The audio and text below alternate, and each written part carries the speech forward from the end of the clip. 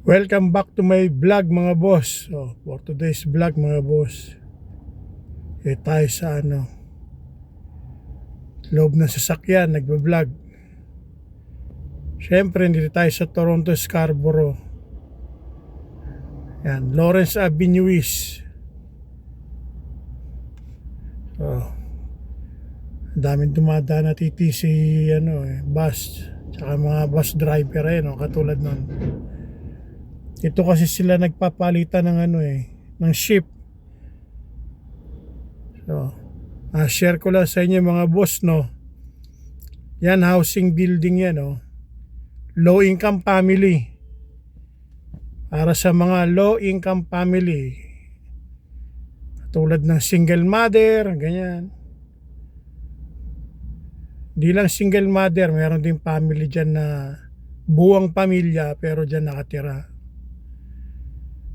So, mga boss, yan, ang ganda, di ba? Kita nyo naman dito sa Canada, ang ganda ng mga government housing ng gobyerno. Sa Pilipinas, kurap kasi, di ba?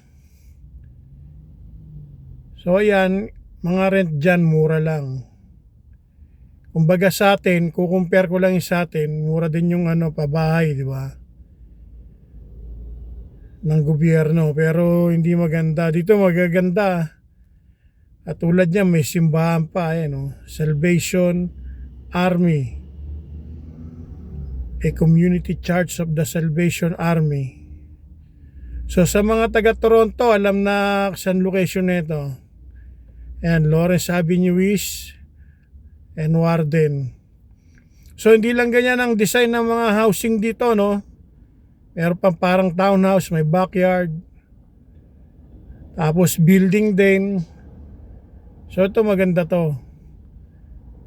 So meron din nagtatapon dyan ng mga gamit Maganda pa. Pwede mong pulutin o iuwi mo, ganon. So pag nag-apply pala ng housing dito, matagal. Katulad namin, nag-apply kami. Tagal kaming hindi na-aprobahan pa. Malaking bagay yan. Mura lang ang rent. Government housing. Yan ang kagandahan dito, yung benepisyo ng gobyerno. Talaga namang Kaya lang, ayusin mo yung papers mo. Pag may kulang, hindi ka aprobahan. Katulad nung iba, may error sa papers, nabubulol pa tayo. Hindi na-aprobahan kasi may error Maigpit kasi rito, konting mali lang sa application Matagal bago aprobahan. Sabi may error ka, ganon. So dito, yung government housing na yan, nuulit ko, para sa low income family. Hindi ko alam kung magkano yung low income yung bracket. Pero sabi nung iba, kung income mo 100,000 ganyan a year, low income family ka, pasok ka dyan. Yun lang ang alam ko. Kasi meron kaming kakilala dyan nakatira, low income, single mother. Tapos special child pa yung anak niya. So pasok sila sa low income family. So mga boss, malaking bagay yan. Yung ganyan, makarenta ka ng mahal na rent ngayon dito sa Toronto, Ontario. Expensive cost of living dito sa Toronto, Ontario, Canada. So yan mga boss, ang hinihintay din namin maaprobahan sa housing na ganyan. Laking bagay kasi yan. Yung upa mo, mababa lang ang renta mo. So wala akong idea kung magkano binabayad nila. Na-share ko lang sa inyo. Baka mag-comment kayo. Magkano ba ang rent pag low income family? Wala akong idea. Hindi niya sinasabi Pero hindi ako sure. Ayoko manghula. Diba? Pero talagang malaking bagay yan na ganyan na nakatira ka sa housing ng gobyerno, makakatipid ka, ba mga boss? So mga boss, di lang ganyan ang design na marami pa. May mga building parang condominium ganyan, townhouse. So siya nga pala mga boss, no, nagigpit na yung Canada sa mga temporary foreign worker ganyan, mga turista. Nagte-take advantage kasi yung iba lalo na international student. Kaya nagigpit na yung gobyerno ng Canada.